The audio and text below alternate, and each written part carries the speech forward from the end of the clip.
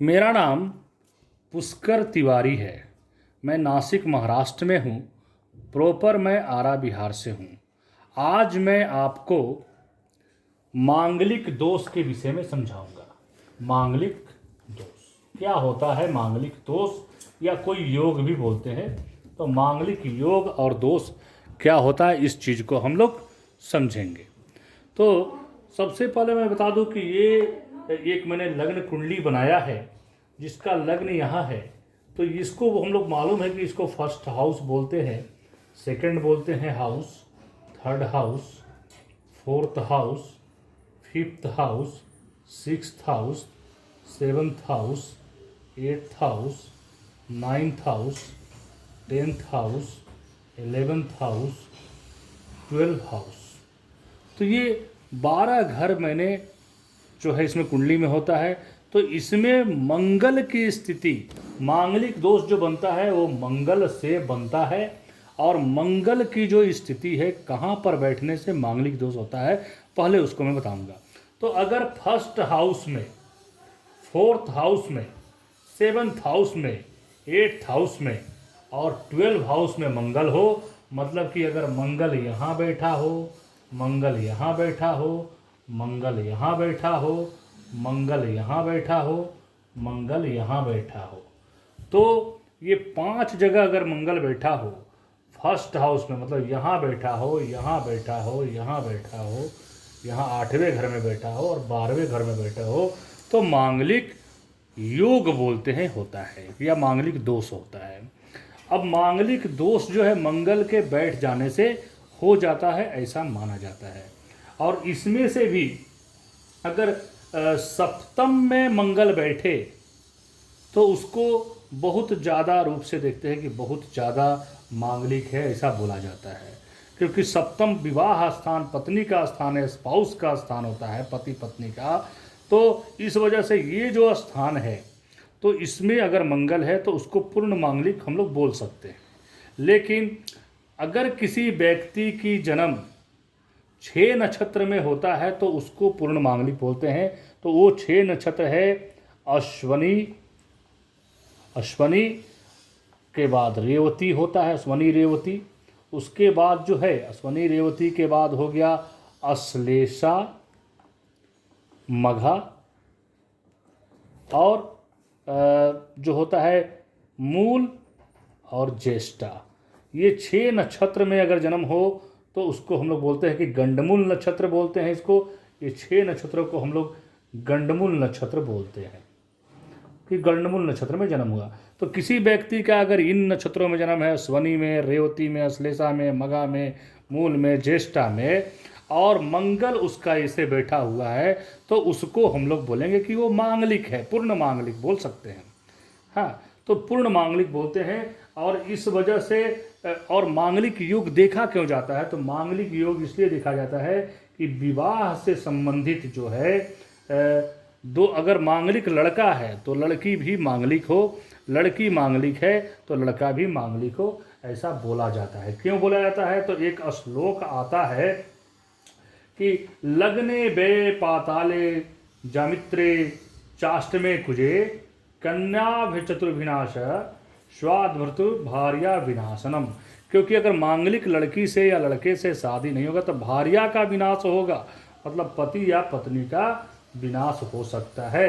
तो ये होता है मांगलिक दोष। अब मांगलिक दोष को हम लोगों ने समझ लिया है। अब हम मांगलिक दोष किसी किसी में निम्न होता है, आंशिक होता है, उसको दूर कैसे करते हैं उसको हम लोग समझेंगे।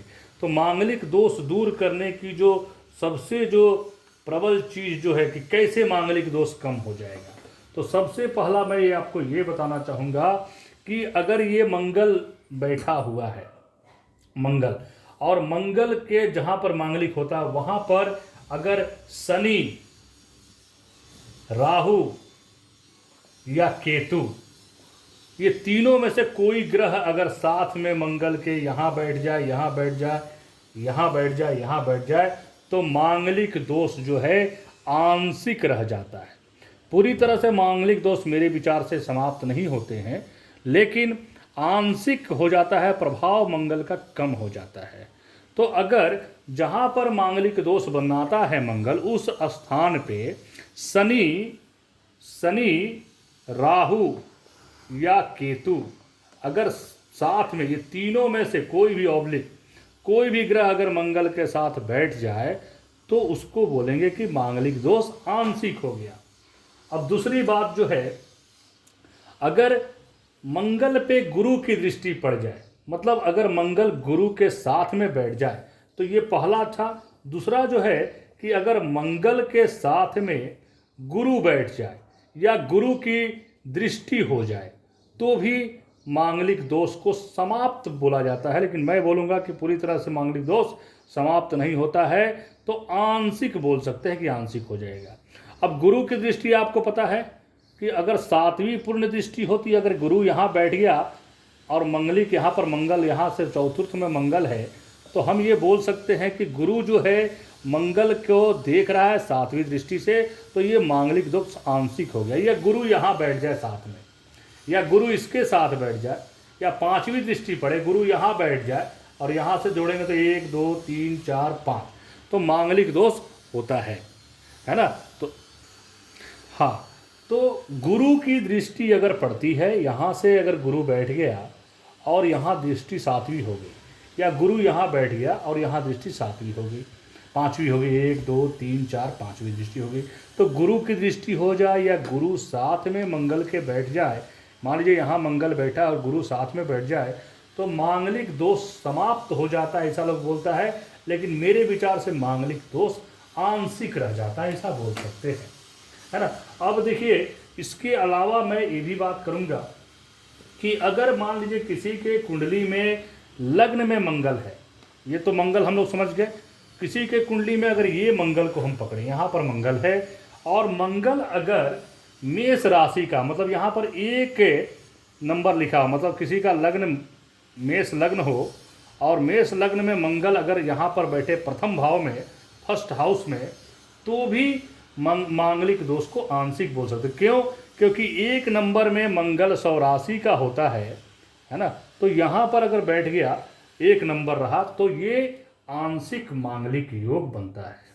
और अगर मान लीजिए कि मंगल यहाँ पर बैठा हुआ है, इसकी चर्चा करते हैं यहाँ पर, और मंगल यहाँ पर 8 अंक लिखा हुआ है, चतुर्थ भाव में मांगलिक है और 8 अंक लिखा हुआ, 8 मतलब वृश्चिक, अगर यहाँ पर वृश्चिक का मंगल है तो इसका मतलब ये हो गया कि वृश्चिक में 100 राशि के होते हैं, तो यहाँ पर ये मांगलिक दोष जो है आंशिक रह जाता है। और सप्तम की अगर बात करिए 7वें हाउस की, तो अगर हम इसकी बात करते हैं तो 7वें स्थान में मंगल है और ये मकर का हो जाए, मकर में, तो ये जो है मकर में हो जाए, मतलब कि मंगल मकर में उच्च का होता है। मैंने पिछला वीडियो में बताया है, आप उसको ध्यान से देखें। तो मकर में अगर 7वें में उच्च का मंगल हो जाए तो भी मांगलिक दोष आंशिक रह जाता है, निम्न रह जाता है। अब हम 8वें की बात करेंगे कि अगर ये 8वें में 8वें घर की बात करेंगे तो 8वें घर का कोई मांगलिक है, किसी का कुंडली लग्न कुंडली में 8वें भाव में मंगल बैठा है और 8वें भाव में मंगल अगर यहाँ पर 4 अंक हो, मतलब कर्क का मंगल हो, मतलब कि हम बोल सकते हैं कि नीच का, हाँ, तो अगर अष्टम स्थान में मंगल किसी का बैठा है लेकिन वो नीच का मंगल, 4 में मंगल जो है नीच का होता है, मैंने कर्क राशि में मंगल नीच का होता है, और अष्टम में अगर मंगल बैठा हो और वो कर्क राशि का मंगल हो तो भी मंगल दोष निम्न हो जाता है, कम हो जाता है। अब 12वें भाव की बात करेंगे कि किसी की मंगल जो है अगर ऐसे है, यहाँ पर बना हुआ है मंगल, तो ये मंगल 12वें भाव में है और अगर ये धनु राशि का मंगल हो, मतलब 9 लिखा हो, तो धनु राशि का मंगल मतलब गुरु का राशि है धनु, वहाँ पर मंगल हो तो भी मांगलिक दोष निम्न हो जाता है। इसके अलावा मैं ये भी बात करूँगा कि अगर सिंह राशि, कर्क राशि, धनु राशि और मीन राशि, ये मीन राशि में अगर मंगल बैठा हो, माने ये सिंह जो है सूर्य का होता है स्वामी, है ना, और यहाँ जो है कर्क का चंद्रमा होता है और धनु और मीन का गुरु होता है, तो ये सूर्य, चंद्र और गुरु के राशियों में अगर मंगल बैठा हो, जैसे कि मान लीजिए कि अगर 5 नंबर यहाँ लिखा हुआ वहाँ मंगल बैठा है तो भी वो निम्न हो जाएगा, मतलब पूर्ण मांगलिक उसको हम नहीं बोलेंगे। उसके अलावा ये भी मैं बता देता हूँ कि जो दूसरी बात जो है, इसके अलावा ये भी बता देता हूँ कि अगर किसी व्यक्ति का विवाह हो रहा है तो अगर वो 27 गुण 27 गुण से 27 गुण या उससे अधिक हो जाए तो भी मांगलिक दोष नहीं होता है, खत्म हो जाता है उसके, ये एकदम खत्म होने के कगार पर रहता है। तो आंशिक बोलेंगे हम कि आंशिक रूप से रह जाता है, निम्न रह जाता है, बाकी बहुत विशेष जो है रहेगा ऐसा नहीं दिखता है। तो ये जो है इसके अलावा ये भी मैं बता दूं कि अगर किसी की निम्न मांगलिक होता है या मांगलिक होता है तो चंद्र मंगला भी हम लोग बोलते हैं। जैसे कि ये लग्न कुंडली के जगह अगर हम यहाँ पर चंद्र कुंडली कर दे तो ये ऐसे ही जो है मांगलिक होते हैं। तो अगर लड़के के कुंडली में, अगर लग्न कुंडली में मंगल किसी का 7वें में बैठा है और लड़की के कुंडली में चंद्र कुंडली में अगर मांगलिक नहीं है और चंद्र कुंडली में अगर मांगलिक होती है तो उसको चंद्र मंगलिक कहते हैं। तो उसका विवाह मांगलिक लड़के से हो सकता है अगर उसका आंशिक मंगला हो तो ये इस बात को भी हम लोगों को ध्यान में रखने की जरूरत है। तो मंगल को हम लोग ऐसे बोल सकते हैं कि अगर प्रथम भाव, चतुर्थ भाव, सप्तम, अष्टम और 12वें में मंगल हो तो मांगलिक, और चंद्र ये लग्न कुंडली में है और चंद्र कुंडली में अगर इसी भाव में हो, प्रथम में, चतुर्थ में, सप्तम में, 8वें में, 12वें में, तो चंद्र मांगलिक बोलेंगे हम, चंद्र मंगली बोलते हैं, चंद्र मांगलिक बोलते हैं। तो देखिए मांगलिक लड़के का विवाह अगर मांगलिक लड़के से हो तो बहुत ही शुभ रहता है, वो मांगलिक योग बन जाता है, योग, और अगर नहीं होता है तो वो दोष बन जाता है। तो इस बात को हमको ध्यान देना है कि कब दोष बन जाएगा, कब योग बन जाएगा। अच्छा, अगर योग बन गया तो प्रबल अगर उच्च रहा, और जैसे कि मान लीजिए कि उसका पूर्ण मांगलिक है, गंडमूल नक्षत्र में भी जन्म है और पूर्ण रूप से मांगलिक अगर हो रहा है, तो जैसे कि वृष का मंगल हो गया, मान लीजिए वृष का मंगल 7वें में बैठ गया तो ये हो गया पूर्ण मांगलिक, है ना। और गंडमूल नक्षत्र हो, मान लीजिए ज्येष्ठा नक्षत्र का जन्म हो तो पूर्ण मांगलिक हो गया। तो और उसके बाद लड़की भी पूर्ण मांगलिक हो और दोनों की शादी हो गई, समन्वय हो गई, तो बहुत ज़्यादा ये पार्टनरशिप का स्थान होता है 7वां। तो पार्टनरशिप स्थान पे मांगलिक है तो बहुत मजबूत दोनों का रहेगा। और अगर सुख स्थान में मंगल हो तो बहुत ज़्यादा सुखी, शरीर स्थान में हो तो बहुत ज़्यादा जो है शरीर को जो है ठीक रहेगा, बीमारी नहीं होगी। अष्टम में हो तो अकाल मृत्यु नहीं होगी, 12वें में हो तो विदेश भ्रमण होगा और अनिद्रा की शिकायत नहीं होगी कभी भी। तो ये इस बातों को ध्यान में रखते हुए जो है मंगल का जो है विचार करना बहुत ही जरूरी होता है। और इसके अलावा अगर हम बात करें तो हम बोलेंगे कि मांगलिक अगर है तो मांगलिक लड़का या लड़की उसी से शादी होना चाहिए। हाँ, गुरु की अगर दृष्टि या गुरु का साथ मिल जाता है मंगल को तो आंशिक बोल सकते हैं, और जो मैंने बताया है उसको आंशिक बोल सकते हैं। अब आप हमसे संपर्क करने के लिए हमारा मोबाइल नंबर है 7057768651।